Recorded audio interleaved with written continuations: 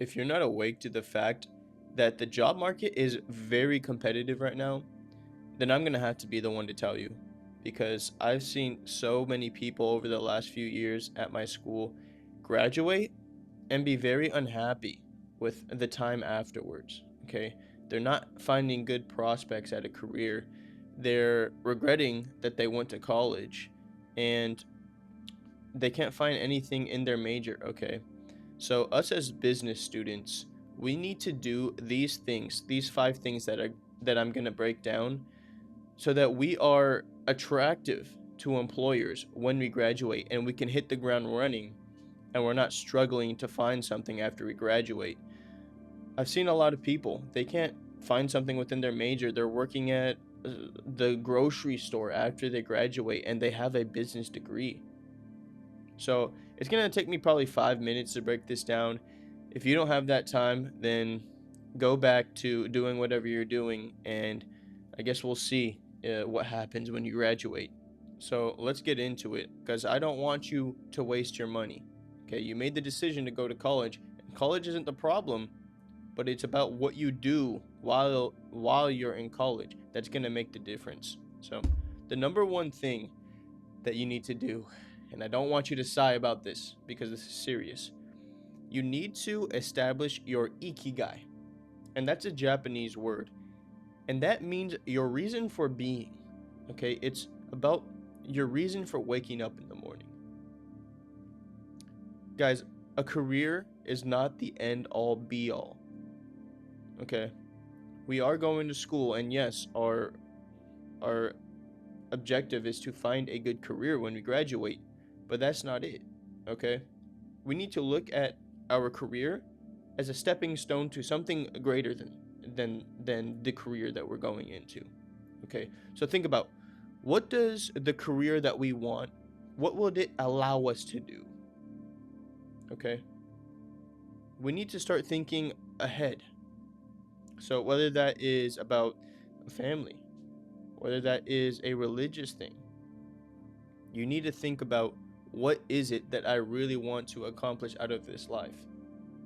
Okay, a career, believe me, it's not that glamorous. And some people, maybe you get a good career, but then what? And the reason this is very important is because it's going to be like your compass. Okay, it's going to tell you when things are not in alignment with what you want to ultimately achieve.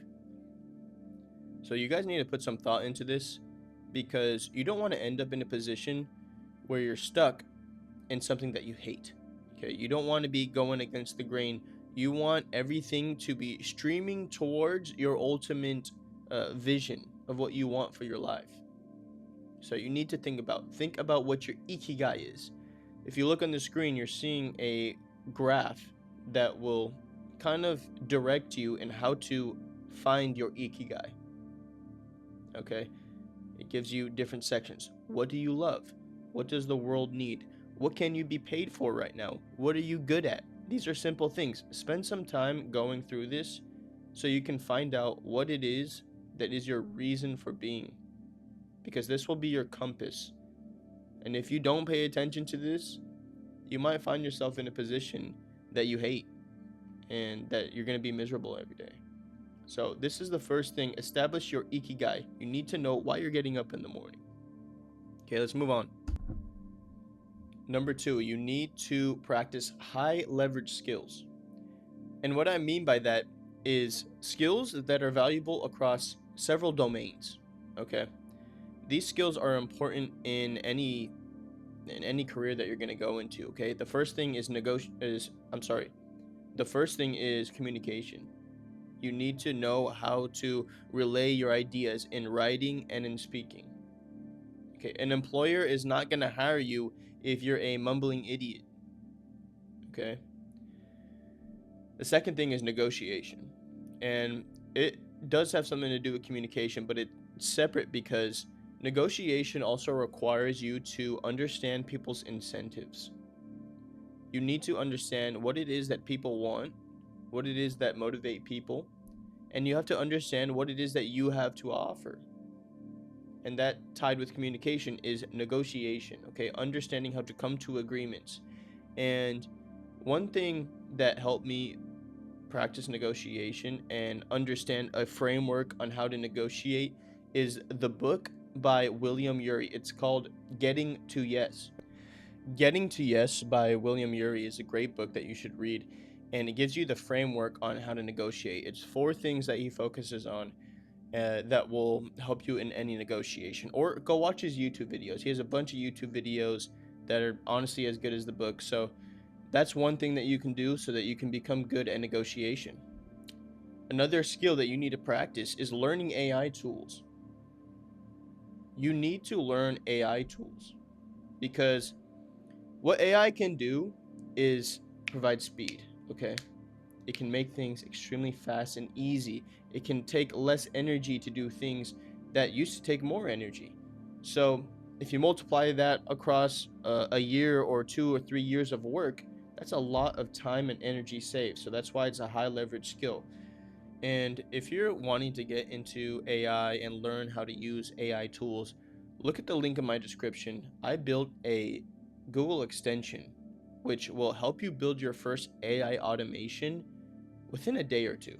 Okay, what it does is you pop up the Google extension and it will give you step-by-step instructions on how to build your first automation. So, if that interests you, look at the link in my description. Anyways, the last thing that you need to learn is empathy. Okay, you need to learn empathy. And similar to negotiation, what empathy will do is when you can put yourself in somebody's shoes, you'll understand what motivates them, how they feel, what they're afraid of, what they're missing out of their life. Okay, and that will allow you to meet their needs. And that's the most important thing in business is meeting other people's needs. Moving on. You need to know how to network. You have to network. Okay. You guys have probably seen the YouTube videos of uh, people breaking down that there's so many ghost jobs online. Okay, I've had experience applying to jobs on LinkedIn and Indeed, and most of the time you get an automatic response that you're not getting the job, and that's because a lot of them are just fake. They're fake job postings. So just assume that your career is going to come from people that you know. Okay, it is good to have LinkedIn because it's like the first point of contact, but assume that you are going to get your career from people you know. Okay, one thing that I suggest is joining your local Toastmasters group. And what that is a group that meets and the objective is to practice public speaking. So, like I was talking about in the last point, you can get that done. But it's a group of professionals and it's a networking, okay? And it's a great way to network because you can share your ideas while also practicing your speaking and your writing. You got to write speeches, you got to give speeches. So definitely join your local Toastmasters group. I am actually now the vice president of my Toastmaster group, and that's something that's going to help me tremendously when I'm applying for jobs, and it's already helped me have a few good prospects at a career. Okay, another thing you need to do is volunteer. Okay, people like to give back to people who are willing to be generous and offer their time.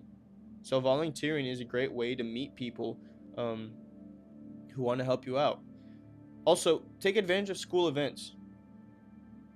Talk to the dean of business at your school and see what events that you can go to or that the school plans to go to so that you can meet people. Okay, take advantage. Be active in your school.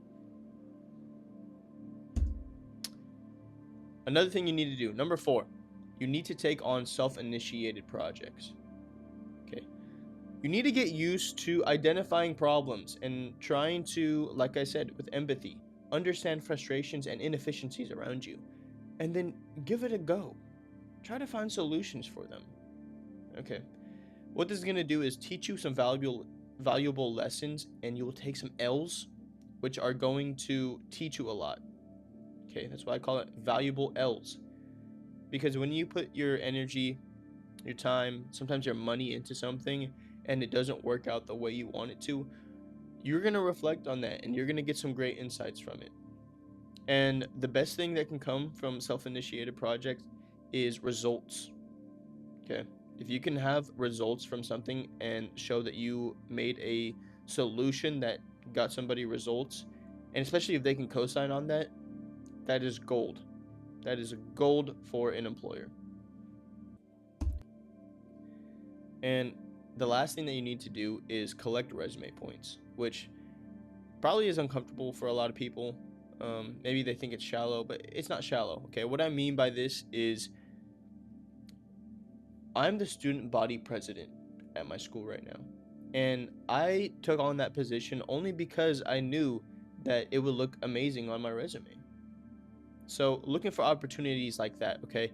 Looking to do work for people so that you can get recommendations, okay? After you do something, ask if they would be interested in writing you a recommendation letter, okay? That's what I mean by resume points, okay? Doing internships, especially if you can do it, do an internship that's a step in the direction of where you want to go for your career, okay? And if you can get around respected names, if you can get recommendations from somebody that's respected in the industry or a big company, that is also very valuable for your resume. So these are all things that you need to focus on while you're in school so that you don't waste your money and so that you can actually get hired and have a return on your investment for going to school, okay? Some people are spending lots and lots of money going to school.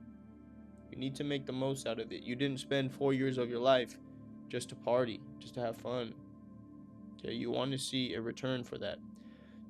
Click on the link in the description if the AI tool that helps you build automations within a day sounded interesting to you. And I'll see you guys in the next video.